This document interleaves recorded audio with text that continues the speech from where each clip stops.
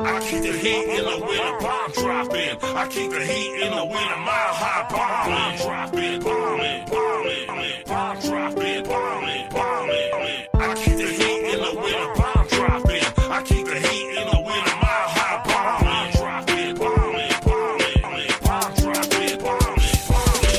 In the heat of the winter night, I shine from the Denver City lights, happy and hype. Young East, BookieTBeats.com, rolling tonight. I book flights. You're live with IKE and the IKE Sports Show on KBLP. We go live every week. What's going on?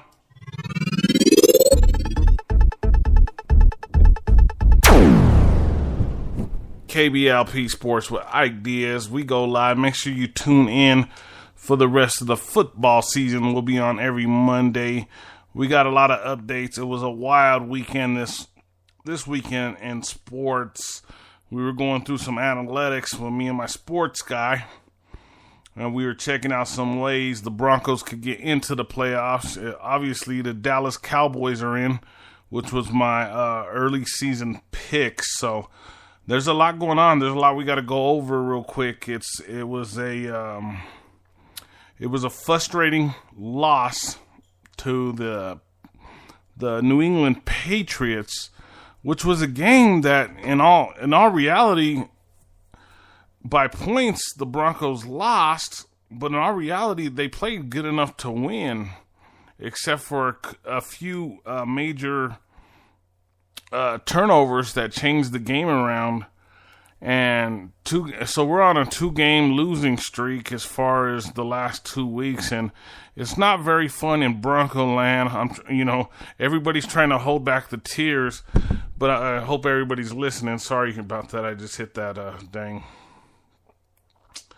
the dang microphone, and I didn't hit it because I'm upset because the Broncos lost. I just hit it because it just was in the way for a second there. I'm not that. I don't get that over emotional like some sports fans do. Some sports fans get crazy when it comes to the Broncos, but I'm a cool-headed guy and I love my Broncos. But we got to get in. We got to get into sports. It's gonna be a cool podcast. I got some updates. I got some injury updates. I have some early trade thoughts and trade rumors that I heard over the live wire today on a couple other different sports shows. So there's a few things that I could bring up as far as that, and we want to know, about, I asked the question last week about Trevor Siemian. Is it time to sit him down and put Paxton Lynch in? Yeah, it was time to sit him down a couple weeks ago, but we'll get more into that as we go on through the sports podcast tonight. So you're live with sports updates with IKE tonight. It goes down. It's going to be fun. I'm going to give you the scores from the weekend. And then I also have some trivia for you, some football trivia. And I have the stats, the analytics from yesterday's game, which is really good. Shout out to the Denver Nuggets. The last time I heard they were winning, and I think I just heard that they won. So shout out to the Denver Nuggets. If I could pull that up on my other computer, I'll give you some stats on that. It's pretty good because I've been keeping up on the Nuggets, watching them, seeing how they're doing. So let me get into the wins and losses from the weekend, which was a crazy weekend of football. Just it was so odd this weekend. And then I also got your top fantasy. Shout out to Karen. I know you're listening, woman. I always do your fantasy for you because I know you listen every week, and I appreciate all our listeners. You guys are all awesome. It's fun to know that we have a ton of listeners that respond and listen to all our podcasts every week, because we got a big lineup of podcasting. So make sure that you check out all the podcasting shows. I'll get into that in a little bit after I do the sports. I'll let you know about all the shows, all the podcasts that we have all week. We have quite a few of them. They're pretty cool. So make sure you check them out, because we have some great podcasters, we have music podcasts, we have talk podcast, We have a ton of different things that we do, so make sure that you check it out, and I think that you will enjoy one of them. And we're moving in a great direction. We also are looking for sponsors, so if you're willing to sponsor for the new year and run your commercial, we could do that for you here too. Just inbox, and I'll get right back to you. One of our representatives will get back to you. So let's get over into the updates on the scores for this weekend. Like I said, it was an odd week of scores. I'm still sitting here going, wow, some of the things on the scores this weekend was like, it was crazy, some of the different stuff that went on. But some good games, and there was a few losses that I couldn't believe that they were actually even losses, that the team had lost. But on any given Sunday, I've heard it over and over, any given Sunday, and then I got a list of about, I don't know, I put a question in a couple groups, and I think I have over 100 comments. So if I can get to that comment section, I'll read some of the comments and let you know and you can let me know what you're thinking. So, on that there. So here we go. Let's get into these games for the weekend. And then you can write in the chat if you'd like, or you can inbox me and let me know how you felt about the games this weekend. So let me see if I can get over to it real quick. I'm getting over to the scores for everybody. And as far as I know, the Broncos are going to stick it out with their kick returner, Norwood, who had a crucial fumble in the game this weekend. So they're going to stick it out with him and let him keep playing the game. So hopefully we're getting some listeners in now as we get along here. We get more listeners, and that throughout the day. You can also listen to the podcast anytime of the week. You can catch us on iHeart. You can catch us on iTunes. You can catch us on YouTube, Facebook, Twitter. There's so many different outlets you could find us. So if you can't find us, something's wrong. So you should be able to find us pretty easy, pretty darn easy. But okay, let me get over to these. Scores real quick. I keep saying I'm gonna do the scores. So you have the 24-3 Seahawks over the Rams, 24-3, and that's odd. Jeff Fisher's gone. He was fired. They have an intern coach now. So that's actually a pretty sexy job if you're a coach looking for a job. I think that's, if I were a coach in college or in the NFL, I would love to take that job with the Rams, because that's, they're in Tinseltown, and it's going to be a great, the team's going to get it. Eventually they're going to pull it together and build around some of those great players they have, and they're going to be contenders pretty soon. It's going to be fun to watch because they're going to put a lot of money into that. I watched it here in Colorado when we got the Avs, when the Avs were brought to Denver or Colorado.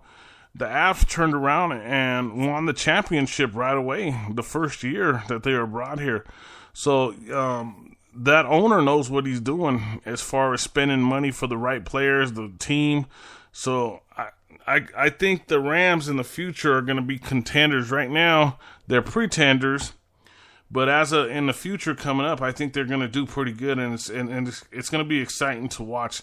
I'm not a Rams fan, but I do want to bring this up. You have the coach. I think this is what did him in. Is you had Fisher, who told Eric Dickerson that players and staff didn't want him there because of some of the comments that he made, sideline passes.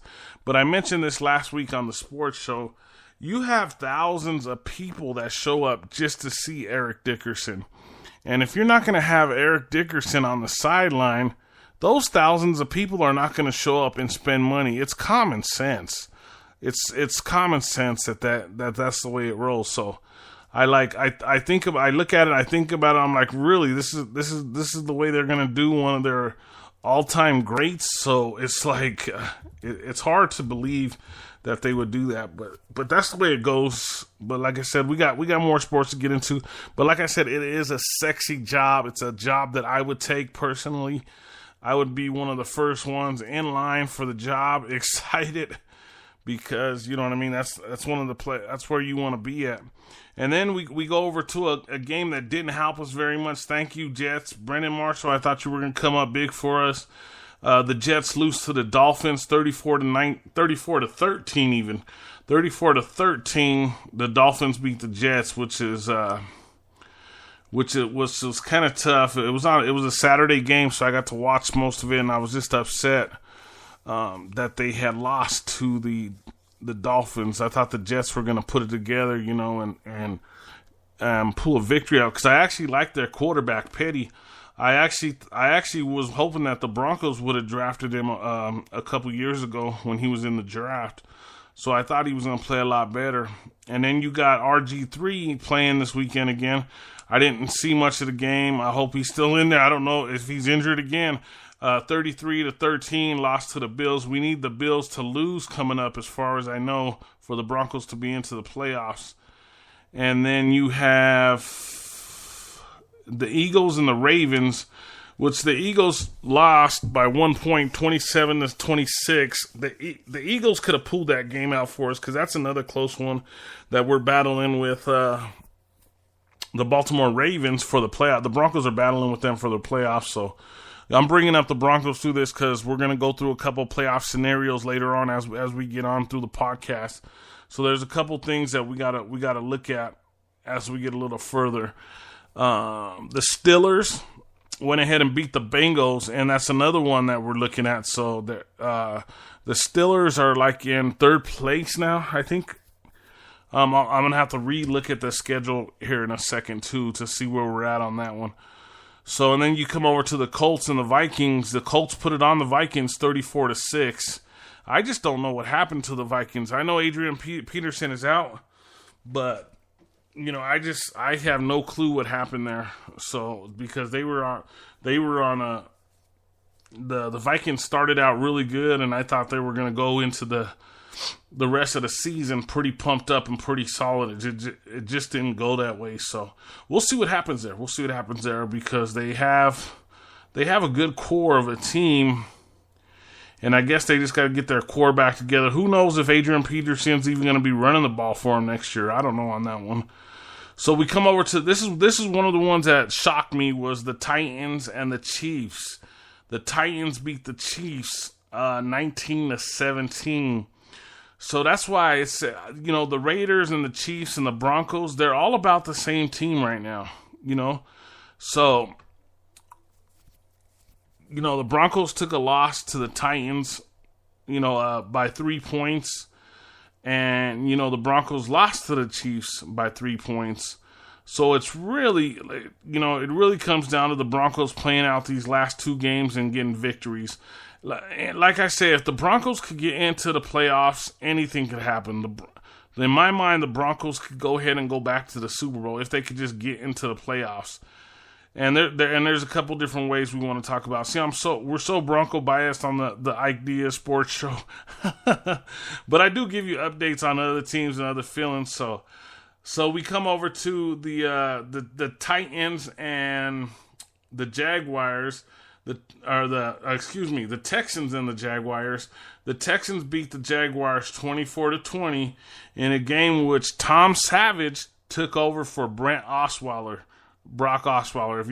If anybody remembers who he is, he played a couple years here in Denver, and he backed up one of the greatest quarterbacks of all time.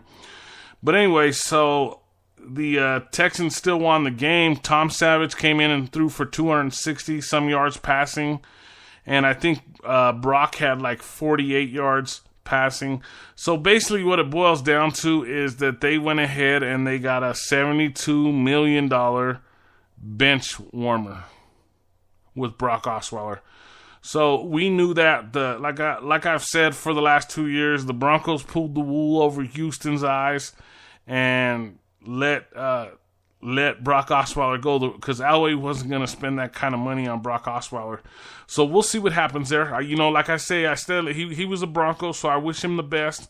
A lot of people were like, man, I wish we had Brock Osweiler right now. No, you don't wish we had Brock Osweiler right now because Brock Osweiler is not very good of a quarterback.